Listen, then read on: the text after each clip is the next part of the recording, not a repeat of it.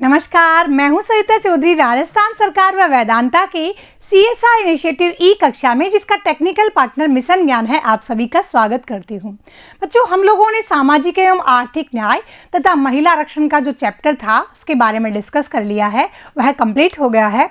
आज हम लोग इस वीडियो के अंतर्गत उस चैप्टर से संबंधित क्वेश्चन आंसर डिस्कस करेंगे, जिसमें भी मुख्यतः हम लोग वस्तुनिष्ठ और अति लघुत्रात्मक प्रश्नों के बारे में चर्चा करेंगे। इस तरह के प्रश्न आप लोगों के एग्जाम में पूछे जाते हैं और मुख्यतः इनका निर्धारण 1 नंबर से किया जाता है। तो बहुत ही आसान से प्रश्न होते हैं, जिनमें हम लोगों को केवल 1 या 2 शब्दों के अंतर्गत इनका आंसर देना होता है।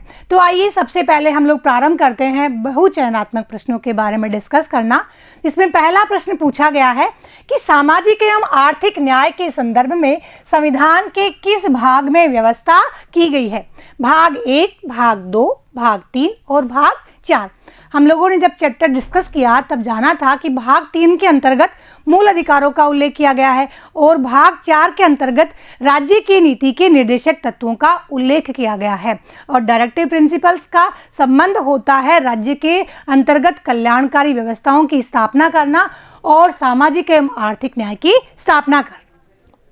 वैसे तो हम लोगों ने जब प्रावधानों का अध्ययन किया तब हम लोगों ने सामाजिक और आर्थिक न्याय से संबंधित जो महत्वपूर्ण अनुच्छेद थे, जिनका उल्लेख भाग 3 के अंतर्गत किया गया था, मौलिक अधिकारों के अंतर्गत किया गया था, उनके बारे में भी डिस्कस किया। लेकिन सामाजिक एवं आर्थिक न्याय की स्थापना से संबंधित महत्वपूर्ण प्रावधानों का उल्लेख भाग 4 के अंतर्गत किया गया है। तो हमारा आंसर होगा कि भाग 4 यानी राज्य की नीति के निर्देशक तत्व।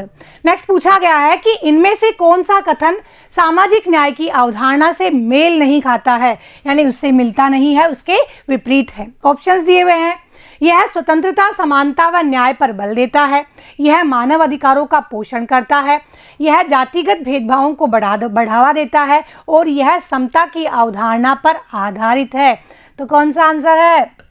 स, यानी जातिगत भेदभावों को बढ़ाता नहीं है, अपितु सामाजिक न्याय, समानता, स्वतंत्रता, न्याय तथा जातिगत समानता पर बल देता है। तो हमारा आंसर हो जाएगा स।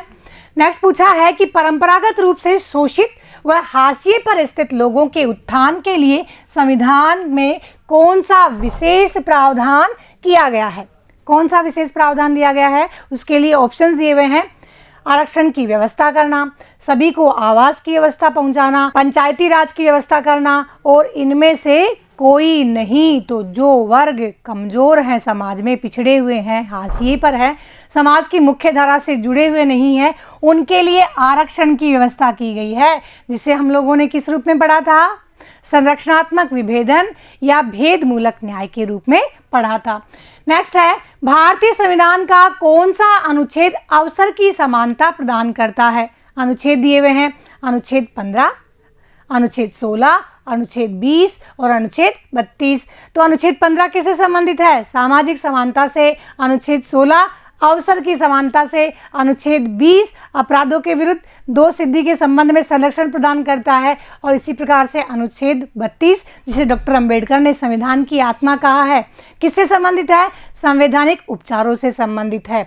तो बात हुई है अवसर की समानता, यानी अनुच्छेद 16 अवसर की समानता से संबंधित है, जिसके अंतर्गत उपबंधित किया गया है कि राज्याधीन अवसरों के अंतर्गत किसी भी व्यक्ति के साथ किसी प्रकार का भेदभाव नहीं किया जाएगा। नेक्स्ट है, निःशुल्क एवं अनिवार्य शिक्षा अधिकार कानून किस तिथि से प्रभावी हुआ? देखो पूछा गया है किस तिथि से प्रभावी हुआ, तिथियां दी हुई है। इसके अंतर्गत पहला ऑप्शन है 26 जनवरी 1950, नेक्स्ट है 4 अगस्त 2009, नेक्स्ट है 1 अप्रैल 2010 और लास्ट है 15 अप्रैल 2015। देखो, निःशुल्क एवं अनिवार्य शिक्षा का जो अधिकार था 86वें संविधान संशोधन के अंतर्गत, उसे प्रभावी किया गया 1 अप्रैल 2010 को। लेकिन बात यदि पूछी जाती है कि संसद से कब पारित हुआ, तो संसद से ये पारित हुआ 4 अगस्त 2009 को। देखो दोनों बातें समझिएगा, प्रभावी हुआ 1 अप्रैल 2010 और यह संसद से पारित हुआ 4 अगस्त 2009। तो कहीं संसद से पारित होने की तिथि को आप सही नहीं कर दीजिएगा, बल्कि आंसर होगा 1 अप्रैल 2010, यदि प्रश्न में पूछा गया है कि कब प्रभावी हुआ। ठीक है, बढ़ते हैं अगले प्रश्न की ओर, जिसमें पूछा गया है कि भूख से मर रहे व्यक्ति के लिए लोकतंत्र का कोई महत्व नहीं होता, यह कथन किसका है? किसने कहा है? बिसांक ने कहा है, लोहिया ने कहा है, पंडित नेहरू ने कहा है, या अमर्त्य सेन ने कहा है? तो किसने कहा है?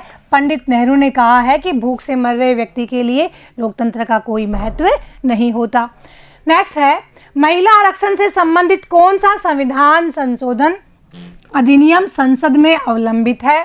108वां, 43वां, 118वां और 74वां।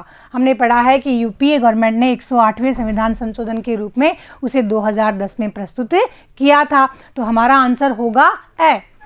इस प्रकार से अब हम लोग बढ़ते हैं प्रश्नों की अगली श्रृंखला की ओर, जिसके अंतर्गत पूछे जाएंगे अति लघुतरात्मक श्रेणी के प्रश्न। इसमें पहला प्रश्न है, सामाजिक न्याय के पक्षधर 2 समाज सुधारकों के नाम लिखिए।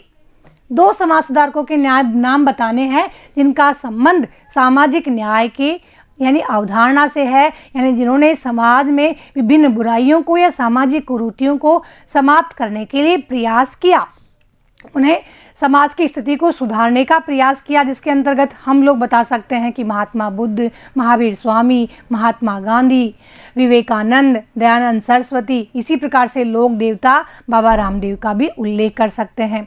तो हम लोग कोई भी 2 नाम बता सकते हैं। हमने यहाँ लिए हैं महात्मा गांधी और महात्मा बुद्ध। ठीक है, नेक्स्ट पूछा गया है कि युद्ध एवं क्रांति का मुख्य कारण क्या है? युद्ध एवं क्रांति का मुख्य कारण क्या है? सामाजिक असमानता, जिसे क्या कहते हैं? सामाजिक न्याय का अभाव जब समाज में होता है तो वहाँ युद्ध होते हैं, क्रांतियाँ होती हैं, बगावत होती है, सत्ता अस्थिर हो जाती है। तो हमारा आंसर होगा जिन राज्यों में सामाजिक न्याय का अभाव होता है वहाँ क्रांति और युद्ध होते हैं, उनकी आशंका बनी रहती है और विद्रोह होने की प्रबल संभावनाएं होती हैं। नेक्स्ट पूछा है कि भारतीय सामाजिक व्यवस्था के 4 वर्ण कौन से थे? यानी प्राचीन समय में भारतीय सामाजिक व्यवस्था के अंतर्गत 4 वर्ण कौन से थे? तो 4 वर्ण कौन से थे? ब्राह्मण, क्षत्रिय, वैश्य और शूद्र, और जिनका आधार क्या था? कर्म। यानी इन सभी वर्गों का आधार था कर्म प्रधान होना। व्यक्ति के कर्मों के आधार पर वर्ण की सदस्यता प्राप्त होती थी, और धीरे धीरे जब ये जातीय अवस्था में परिवर्तित हुए तो उनका आधार क्या बन गया? जन्म बन गया। बढ़ते हैं अगले प्रश्न की ओर, जिसके अंतर्गत पूछा गया है कि आर्थिक स्थिति के आधार पर समाज में कितने वर्ग पाए जाते हैं? और आर्थिक स्थिति के आधार पर कितने वर्ग हैं? 2 वर्ग हैं। जैसे मार्क्सवादियों ने भी कहा है कि आज तक के इतिहास में आर्थिक आधार पर यदि विभाजन किया जाता है तो समाज में मुख्यतः 2 वर्ग हैं, जिसे उन्होंने इतिहास की आर्थिक व्याख्या के रूप में सिद्धांत रूप में प्रतिपादित किया है। तो एक वर्ग कौन सा है? अमीर वर्ग, और दूसरा वर्ग गरीब वर्ग, जिसे धनिक वर्ग या शोषक वर्ग भी कहते हैं, और निर्धन वर्ग को शोषित वर्ग भी कहते हैं। ठीक है, नेक्स्ट पूछा गया है कि भारत की प्रथम महिला राष्ट्रपति कौन थी?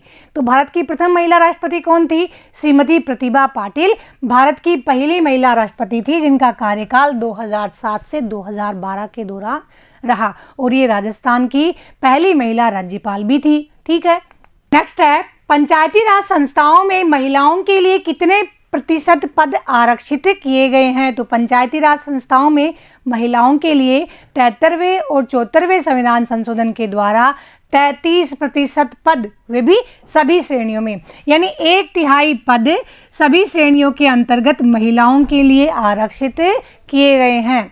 इस तरह से बच्चों हम लोगों ने वस्तुनिष्ठ प्रश्न तथा अति लघुतरात्मक प्रश्नों के बारे में चर्चा की। नेक्स्ट वीडियो में हम लोग इसी चैप्टर से संबंधित लघुतरात्मक और निबंधात्मक प्रश्नों के बारे में चर्चा करेंगे। तब तक के लिए विदा दीजिए। जय हिंद, जय भारत।